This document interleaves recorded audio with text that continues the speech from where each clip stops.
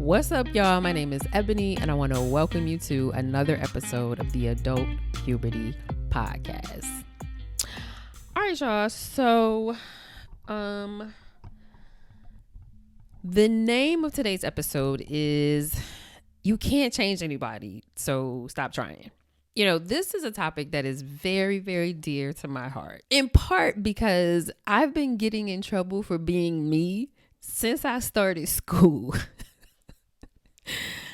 And of course, into the workplace. As I've gotten older, it makes sense now, right? Because school was really just a tool to control us so that we learn to be obedient, and so that controlled children end up being controlled adults who can be manipulated. Whatever. Anyway, last month, my uncle Leroy died. And he was, to describe him, he was cool as a fan. He had his own sense of style. He was a jack of many trades. Meaning, like, you know, in the hood, like, you need somebody to do a whole bunch of random stuff. That was my uncle. Paint a house, do some, like, minor electrical stuff, do blah, blah, blah. That was him. I rarely saw him without a smile on his face. He was usually like happy, carefree, laughing. Like my great grandmother used to say, he ain't had no gray hair because he used to worry the hell out of everybody else. And people who worry the hell out of everybody else don't have gray hair. So, but he was also a homeless alcoholic. And he was found dead on the street at 74 years of age. And, you know, that is as tragic as it sounds. But on a flip side, not really. Because he lived the life that he wanted to live. The people that loved him the most, you know, his daughters, you know, his sister, his mom, right? They struggled, you know, with him and like trying to get him to be or encourage him to be or act or live in a way that was different than how he was living, you know, how he was living. He lived a life contrary to how he was raised and contrary to like much of society. For me, you know, he's, ever since I came to this world, he been like he is, homeless and alcoholic, but cool as a fan. And there were periods of time like he's been housed, like he had an apartment and stuff like that. But he just was really opposed to like paying for rent, even though, you know, whatever. He just was like opposed to it. And I don't know his whole reason and what happened. And it doesn't matter. What I saw from him was him living the life that he chose to live, regardless of what anybody else said. And when I say anybody, regardless of what bridges he burned, regardless of what anybody else said or thought, he lived and ultimately died living the life that he wanted to live. And, you know, for people that, you know, care for him like myself, you know, it was hard to watch, you know, just like I never understood it, but I never had to, because like I said, he was like that when I first met him, right? Like as a kid. So I guess it was easier for me in a lot of ways to just accept him as he was. And I think like one of the like fondest memories I'll like hold of him is like one Christmas. This was like before COVID. One Christmas, I just decided like I'm going to just kick it with him, right? Like we done had our dinner, we did the games, did the gifts. Like now he usually go and, you know, do his thing. So I decided I'm going, you know, kick it with him. We gonna go walk up to the corner store. We gonna get his drink of choice, which was still reserved, that drink. So yeah, so we went to the store. We got some tall boys, and then we went back and we had fun. I was obviously drunk, and he just, It tickled him so much that we were kicking it and just, I was drunk and he was so happy. We walking around the hood and he like, hey man, hey, yeah, this my niece, man. Hey, man. He just was that dude. And so why am I telling you this?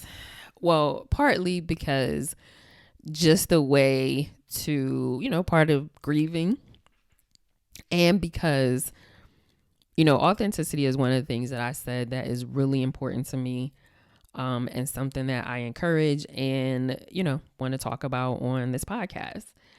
So, there's a million ways in which, this world will categorize something that you are, that you do, that you have, that you own as unacceptable or below expectations or outside the norm.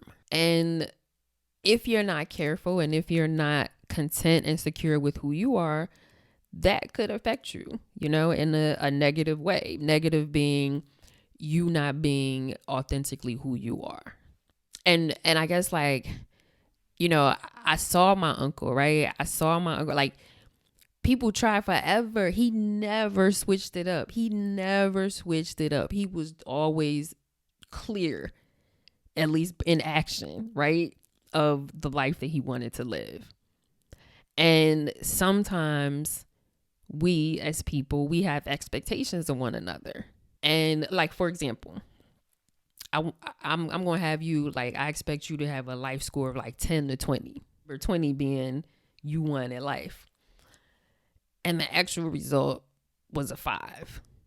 Well, because society will tell you, well, something's wrong with you because the expected result was 10 to 20 and your actual result was only 5. So you're the problem and then you need to do something about it.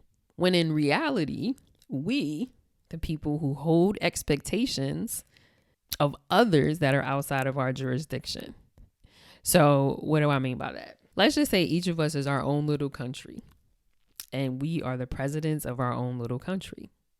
Well, if I'm USA and you're Japan, well, I don't have any jurisdiction in Japan because I'm the president of the United States, not Japan.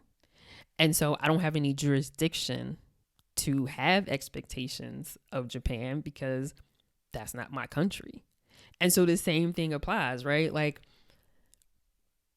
as hard as it was and as much as I didn't understand why my uncle lived the way that he did, it was out of my jurisdiction. He was Spain.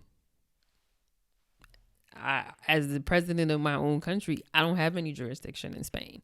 And I don't have to understand Spain's laws and regulations or their culture or their people, right? Because that's their business.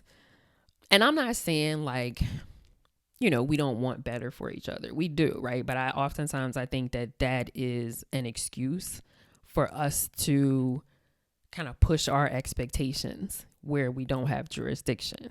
And for real, we all doing the best that we can. That's really what this podcast is about, is that none of us know what we're doing. We all try and figure it out, grow, change, learn if that's important to you, or just kind of stay how it is, whatever floats your boat. And really the only one who can say that, we're doing life wrong is Elohim, is God. And in fact, that being the case, we're all doing it wrong. Right? So it's like, yeah, okay, let me focus on my country then and my life and what I'm doing. So I have a 1-day challenge for you guys. 2 parts though. So the first part is you be you all day.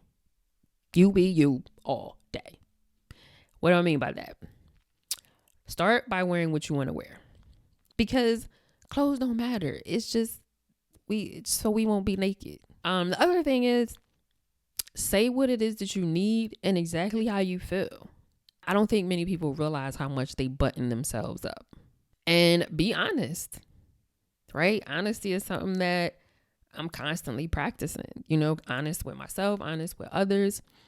And that's part of being exactly who you are, being honest about exactly who you are, how you feel, where you at, what you think, right? For the day. Just try it. Just a word of caution though, you will get pushback.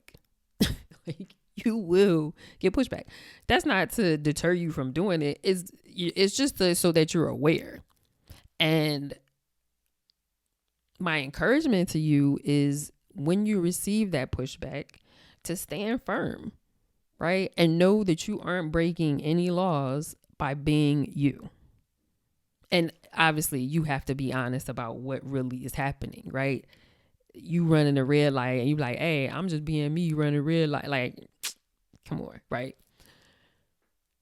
But you know what it is. The second part is to allow other people to be exactly who they are without any input from you. No why are yous, why don't yous, and no like silent side eyes. Say less about other people's lives unless they ask you. Just for a day. And truly just like let it be. It is hard, especially when we love someone, and depending on what the relationship is, if it's romantic or, whatever, family. Let's end with a quote from Angelina Jolie. Some people say you are going the wrong way when it's simply a way of your own. Till next time, friends, say la, pause, and think about that.